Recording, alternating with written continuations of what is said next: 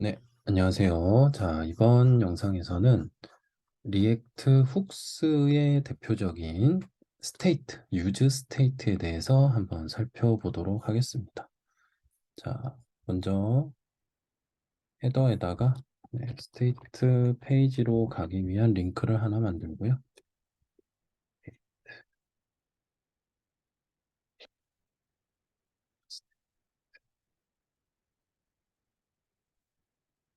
자, 그리고 페이지스에다가 스테이트 컴포넌트를 만들어주고, 네. 자, 그리고 기본 구조를 처음에는 좀 여러분들도 써보시면은 조금 더 익숙해지실 겁니다.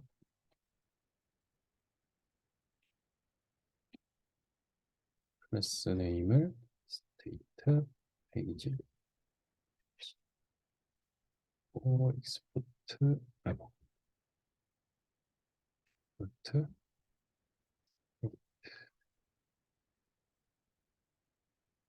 네, 이렇게 만들어 주고요.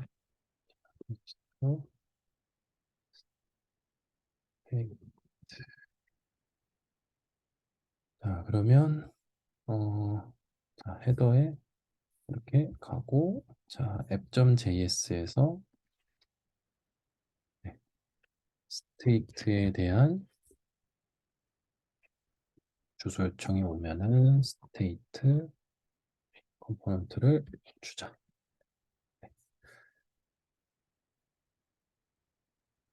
자, 그러면 이렇게 헤더에 스테이트 주소가 생겼고, 자, 얘를 클릭하면 스테이트 컴포넌트가 화면에 나오게 됩니다. 네.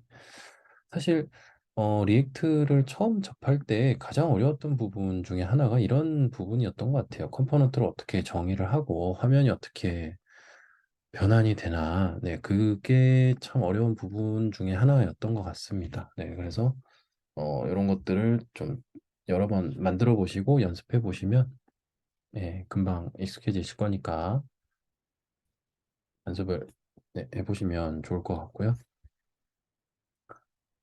자, 그래서 그, 스테이트, 유즈 스테이트라는 걸 지금 살펴보겠다고 얘기를 한 건데, 자, 유즈 스테이트. 자, 얘는, 리액트 훅스 중에 하나입니다. 뭐, 유즈로 시작하는 유즈 땡땡땡 이런 것들은 다 리액트 훅스라고 하고요. 뭐, 쉽게 표현하자면, 리액트에서 제공하는 함수? 네, 어떤 기능이라고 이해를 하시면 됩니다. 그래서 그거를 보통 훅스라고 이제 얘기를 하고요. 그래서 어 이제 유즈 스테이트 또 이제 뒤에서 살펴볼 뭐 유즈 이펙트 네, 뭐 이런 것들이 몇 가지 있습니다. 유즈로 시작하는 그래서 이제 그런 것들이 어떻게 사용이 되는지 사용법을 한번 살펴보려고 하는데요. 자, 첫 번째로 유즈 스테이트는 어, 일종의 어떤 약간 전역 변수 같은 느낌이 있어요. 전역 변수 같은 느낌. 그래서 그 스테이트로 지정해 놓은 어떤 뭐 일종의 변수는 이 한 페이지 내에서 어디서든지 그 값을 우리가 꺼내 쓸 수 있고 값을 또 다시 넣을 수도 있고 이런 것들을 많이 이제 하게 됩니다. 그래서 뭐 리액트 공식 홈페이지라든지 아니면 뭐 여러 가지 리액트 강의나 뭐 이런 것들을 보시면 이제 유즈 스테이트를 설명하면서 어떤 버튼을 클릭했을 때 뭐 숫자 값이 바뀌는 뭐 이런 예제들을 많이 다루긴 합니다. 뭐 리액트 공식 홈페이지에서도 그렇고요. 어, 한번 여기서 한번 살펴보시고 그런 예제들을 한번 살펴보시면 좀 응용이 되지 않을까 생각을 합니다. 저는 이제 여기서 예제를 간단하게 그 유즈 스테이트가 어떻게 활용이 되는지 그 부분을 한번 살펴보도록 하겠습니다. 자, 먼저 그 이제 스테이트를 정의하는 방법인데요. 자, 이렇게 한번 정의를 해볼게요.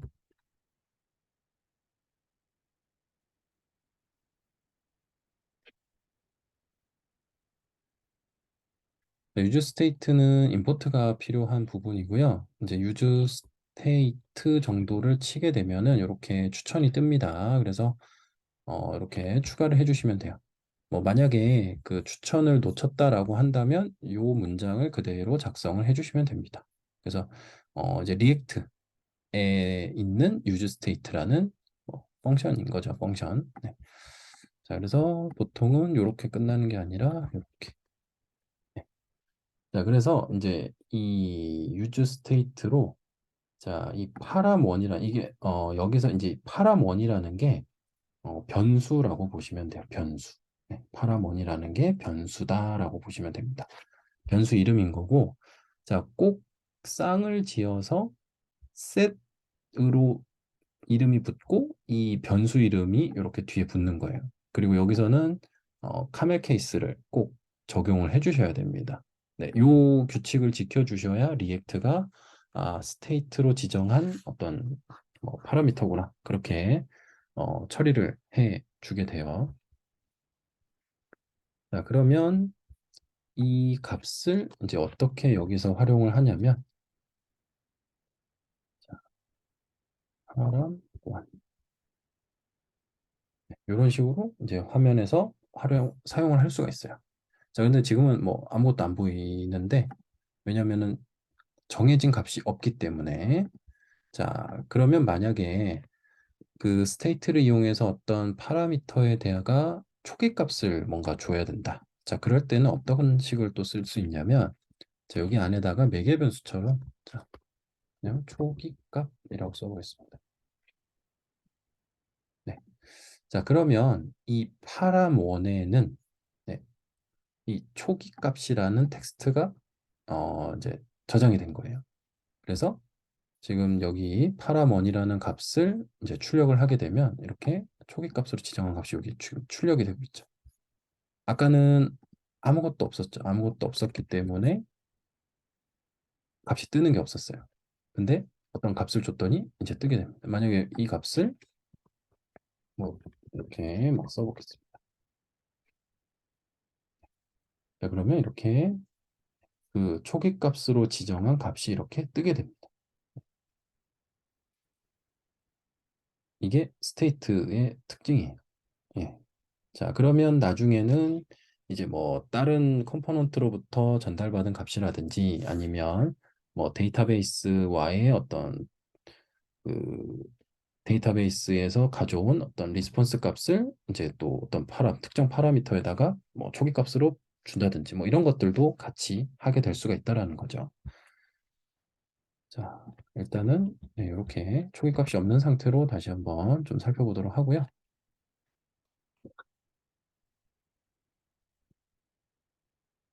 자, 그래서 이렇게 이제 파라미터를 한번 세팅을 할 수 있고, 자, 그러면 이제 이 값을 뭐 이제 다이나믹하게 어떻게 바꿀 수 있느냐?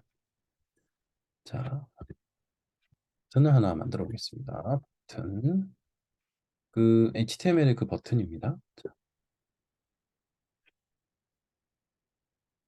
자, 버튼에다가 자, 만약에 우리가 보통 뭐 버튼을 쓰는 이유는 보통 뭐 자바스크립트 함수를 호출하고 싶을 때 버튼을 많이 쓰죠. 온클릭 이벤트를 이용해서 자, 마찬가지로 자, 온클릭 이벤트를 여기서도 사용을 할 수 있습니다. 이렇게 on cl 정도만 치게 되면은 온클릭이냐 얘가 이제 물어보죠. 네, 온클릭.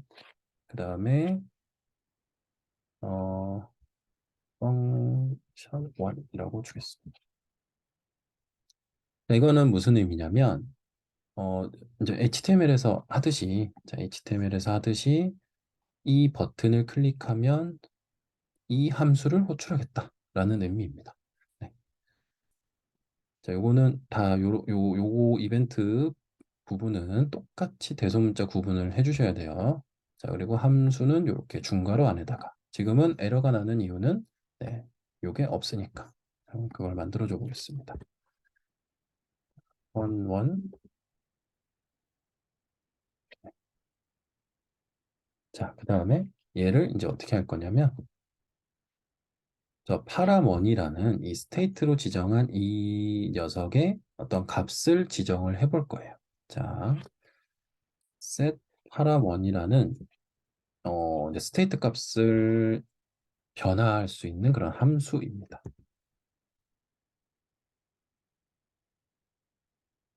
이렇게 지정을 해봤습니다.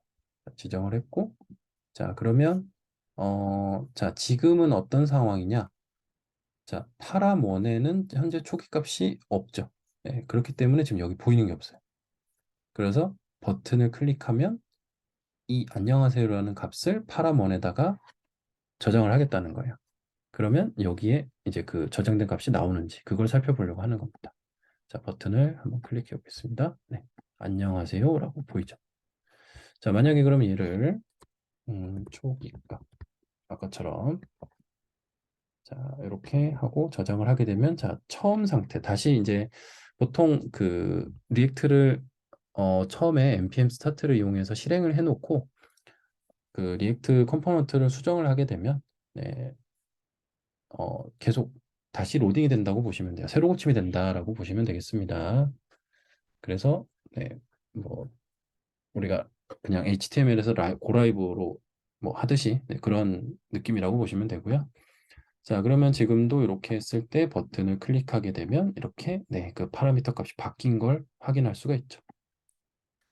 자, 다시 새로 고치면서 다시 처음 돌아오면 초기 값으로 써 있고 버튼을 클릭하면 안녕하세요. 네, 여기서 지정한 그 값이 화면에 출력이 된다라는 겁니다. 자, 그러면 뭐 이렇게 해서 네, 그 파라미터의 값을 바꿀 수가 있고 또 만약에 얘는 뭐 만약에 초기화를 다시 하고 싶다. 초기화를 다시 하고 싶다라고 한다면 뭐 이럴 일들이 많을지 어떨지는 네, 상황에 따라 좀 다를 수는 있는데 셋 파람을 다시 이렇게 주게 된다면 자 처음에 이제 초기값이라고 떴죠? 자 버튼을 누르면 안녕하세요라고 바뀌죠. 자 초기화를 하게 되면 네 지금은 이제 없어진 거죠 어떻게 보면 그냥 빈 값이 다시 들어가는 거죠. 네 그냥 요 값으로 세팅을 한 거기 때문에 그 아까 파라몬에 있던 값이 없어지면서 네, 이렇게 다시 보이지가 않고 다시 누르면 나오고 네, 이렇게 이런 식으로 됩니다. 그러니까 여기는 뭐 주고 싶은 대로 주시면 되는 거죠. 네, 뭐 다른 값을 뭐 결국에는 값이 바뀌는 것도 가능하다라는 겁니다. 네, 값이 바뀌는 것도 가능하다라고 생각을 하시면 되겠습니다.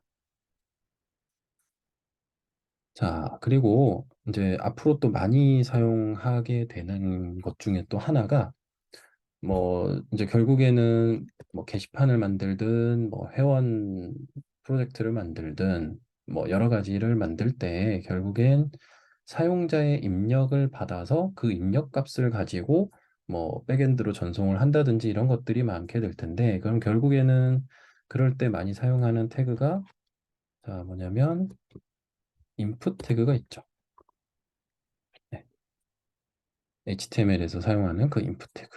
네. 그 input 태그를 가지고 이제 우리가 활용을 또 할 수가 있는데 인풋 태그를 만들면 네, 똑같은 네, 그런 문법이 사용이 됩니다. 그러니까 이 리액트에서는 기존의 HTML에서 사용하던 태그들을 대부분 쓸 수는 있어요. 쓸 수는 있는데 어떤 것들은 조금씩 다른 부분들도 좀 있고 그냥 기본적으로 HTML에서 쓰던 내용들이 똑같기도 하고 뭐 특히 이제 이런 부분들은 좀 주의하셔야 되겠죠. 뭐 그냥 우리가 기존에는 클래스라고만 썼는데 이제 클래스 네임이라든지 네. 뭐 이런 부분들만 주의하시면 네, HTML에서 알고 있던 내용들을 그대로 적용을 하실 수도 있습니다. 자, 얘를 자, 어떻게 하냐면 onChange 이벤트를 이용해서 이 함수를 호출하겠다. 그 다음에 네임 속성을 이렇게 주도록 하겠습니다. 자, 그리고 입력값 해서 이따가 param2라는 스테이트를 하나 사용을 해볼 거예요. 자, 지금은 뭐 함수도 없고 param2도 없고 네, 그것 때문에 에러가 난다. 자, 그러면 네, param2라는 스테이트.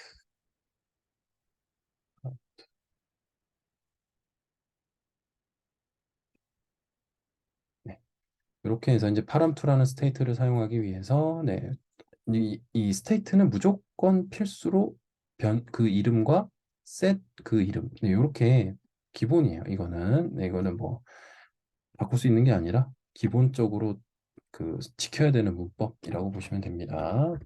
const text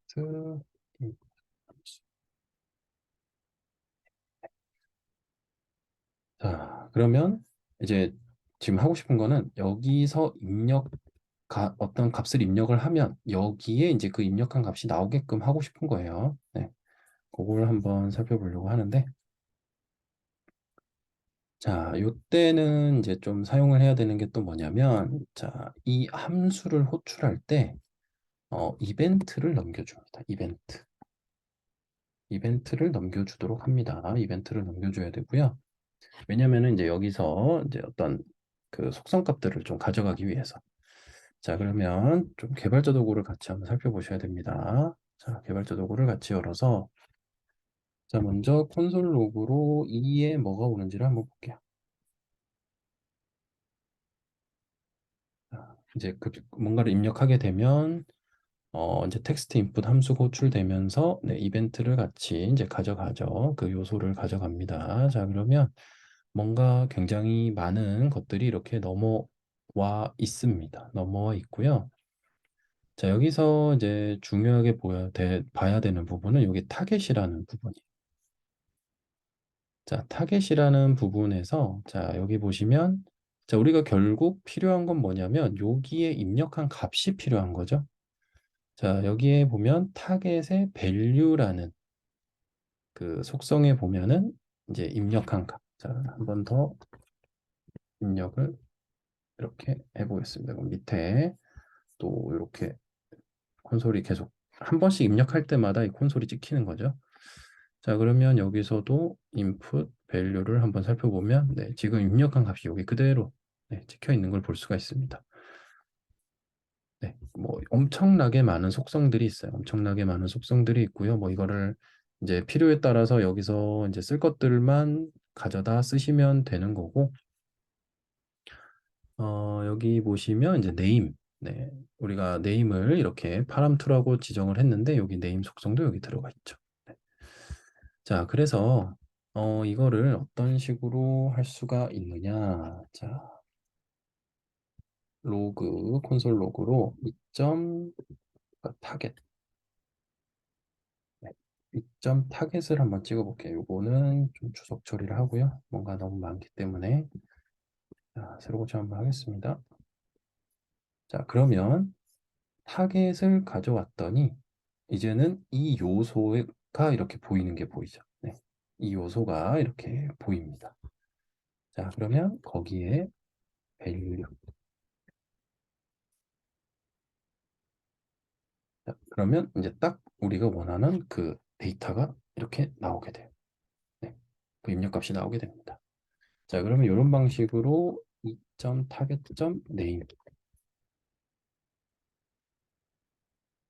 그러면 이렇게 value와 name. 왜냐면은 이 name이 input 태그 다룰 때 중요하죠. 네. 그래서 우리가 name 속성으로 뭔가를 이제 가져오긴 하는데 이제 나중에 뭐 input 태그가 한 개가 아니라 여러 개, 뭐 게시판 글을 쓴다고 하더라도 뭐 제목도 쓰고 내용도 쓰고 뭐 이런 것들을 하다 보면은 네, 다 name이 구분이 되어 있어야 우리가 관리하기도 쉬워지는데 그래서 이런 input 태그를 다룰 때 value와 name을 어떤 식으로 가져올 수 있느냐. 네, 그런 내용이고요.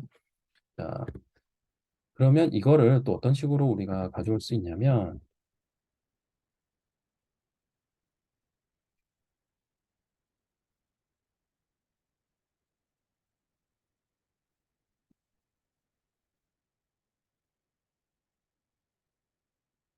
자, 이렇게 이제 가져올 수가 있는데요. 자, 이거는 이제 그 자바스크립트의 이제 디스트럭처, 네, 그 구조분해 뭐 이런 그런 이제 기능을 활용을 해가지고 이 타겟에 있는 이제 우리가 필요한 건 밸류와 네임이니까 네, 그 네임과 밸류 속성만 이렇게 딱딱 뽑아내는 거예요.